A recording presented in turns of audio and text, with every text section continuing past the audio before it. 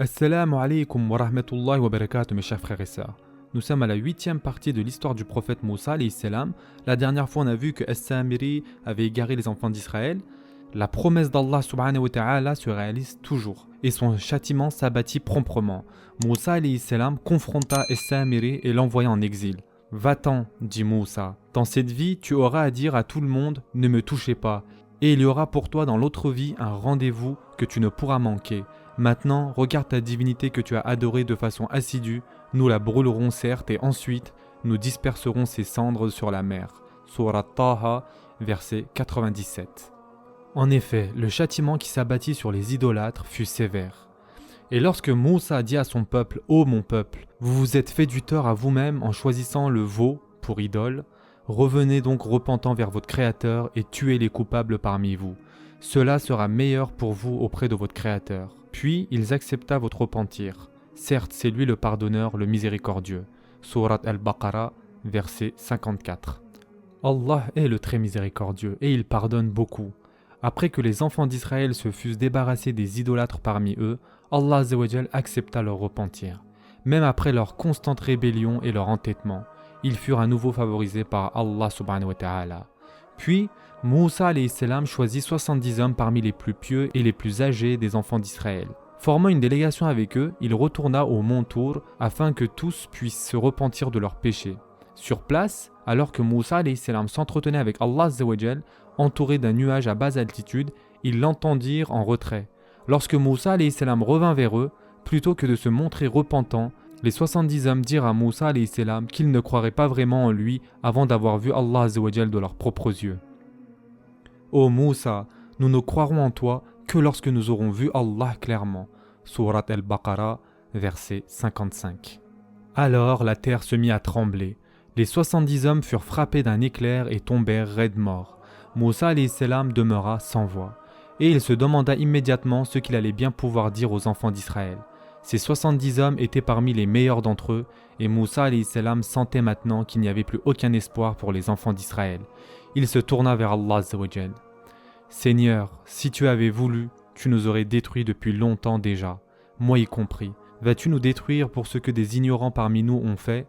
Ce n'est là qu'une épreuve de ta part, par laquelle tu égares qui tu veux et guides qui tu veux. Tu es notre gardien et protecteur.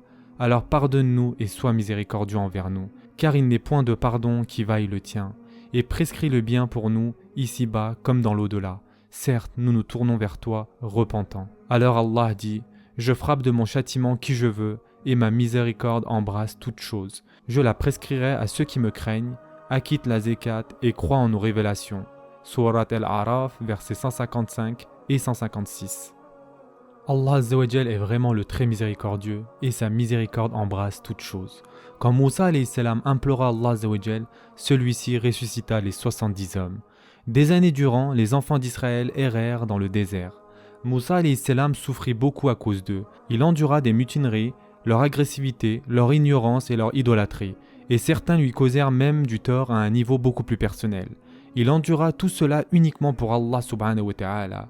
Puis, le prophète Haroun alayhi salam finit par quitter ce monde, ce qui priva Moussa alayhi salam de son plus grand soutien.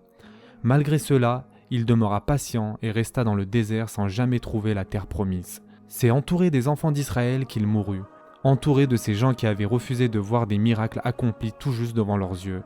Et pourtant, Allah Azza wa Jal dans sa miséricorde leur avait accordé de nombreuses chances de se repentir. Nous retrouvons parmi les hadiths le récit de la mort de Moussa alayhi salam tel que raconté par le prophète Mohammed sallallahu alayhi wa sallam. L'ange de la mort fut envoyé à Moussa. Lorsqu'il arriva près de lui, Moussa alayhi salam lui donna un coup de poing dans un œil. L'ange retourna vers Allah et dit « Tu m'as envoyé à un serviteur qui refuse de mourir. » Allah répondit « Retourne le voir et dis-lui de passer sa main sur le dos d'un bœuf. Dis-lui que pour chaque poil qui restera dans sa main, une année supplémentaire lui sera accordée. » Apprenant cela, Moussa alayhi salam dit « Ô Seigneur, qu'arrivera-t-il après cela ?» Allah lui dit « Après, la mort. » Alors Moussa alayhi salam répondit « Laisse-la venir maintenant. » Puis Moussa alayhi salam demanda à Allah Azza wa Jal de le faire mourir près de la terre sainte afin qu'il ne soit qu'à 2 pas d'elle. Hadith rapporté par Al-Bukhari. La vie humaine est parsemée d'épreuves et de tribulations. Elle est aussi pleine de surprises. Se souvenir d'Allah Azza wa Jal et faire des efforts pour se conformer à ses lois est une bouée de sauvetage pour l'être humain. Le Coran contient des histoires inspirantes sur les prophètes, de même que sur des femmes et des hommes pieux. L'histoire de Moussa alayhi salam revient dans plusieurs sourates et versets, et cette histoire nous enseigne qu'Allah subhanahu wa ta'ala est miséricordieux, digne de confiance et attentionné. Allah Azza wa Jal, le pardonneur, ne nous a pas laissés à nous-mêmes, il nous a envoyé des prophètes et un message pour nous guider.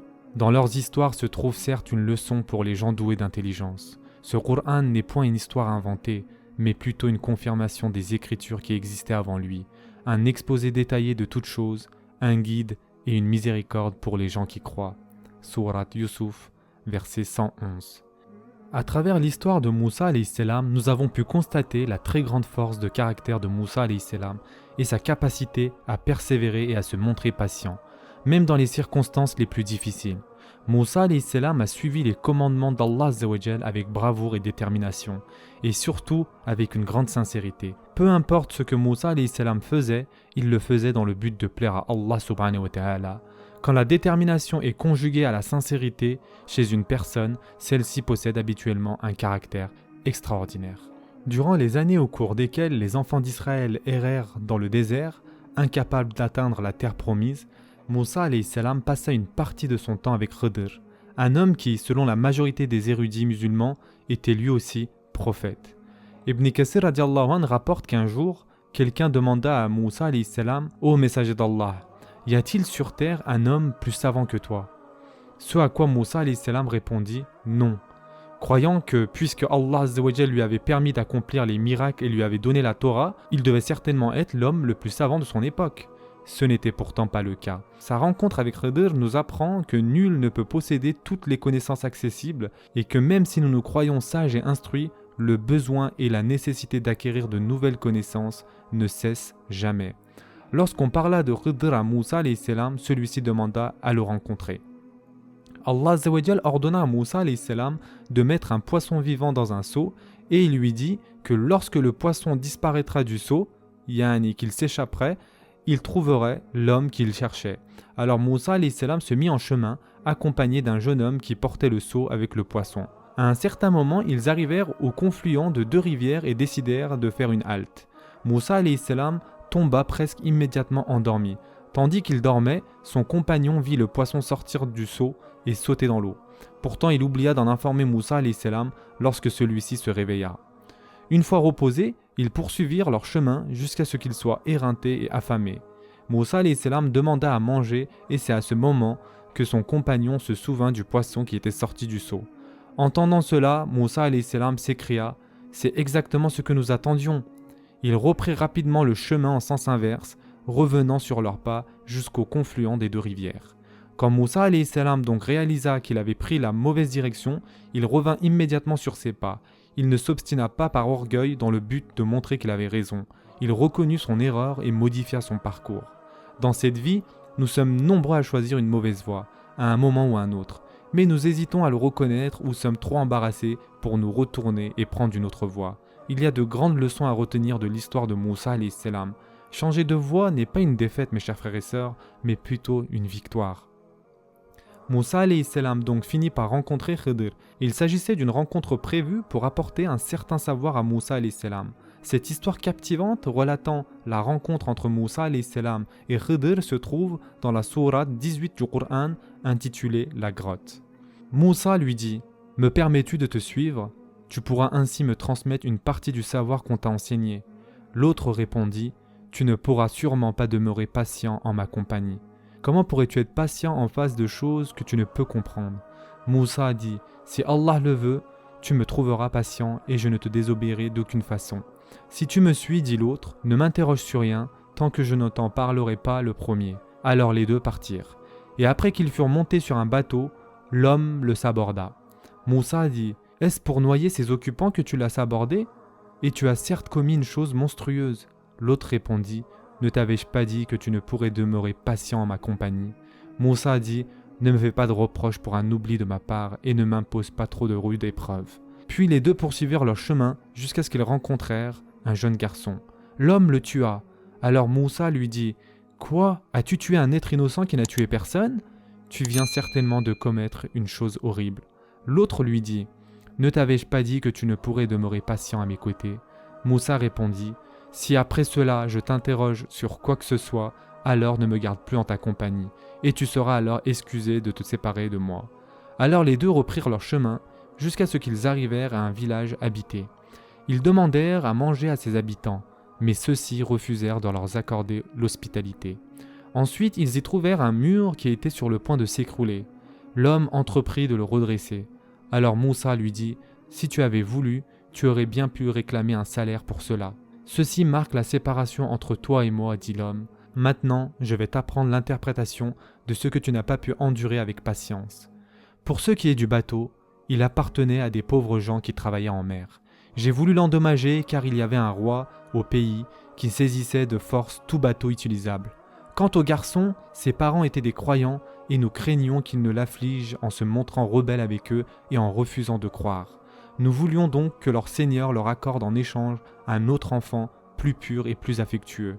Et quant au mur, il appartenait à 2 garçons orphelins du village, et il y avait dessous un trésor leur appartenant. Leur père était un homme vertueux, et ton Seigneur a voulu que tous deux atteignent leur maturité et qu'ils sortent alors eux-mêmes leur trésor de son emplacement. Par une miséricorde de ton Seigneur. Je n'ai rien fait d'ailleurs de ma propre initiative. Voilà l'interprétation de ce que tu n'as pas pu endurer avec patience.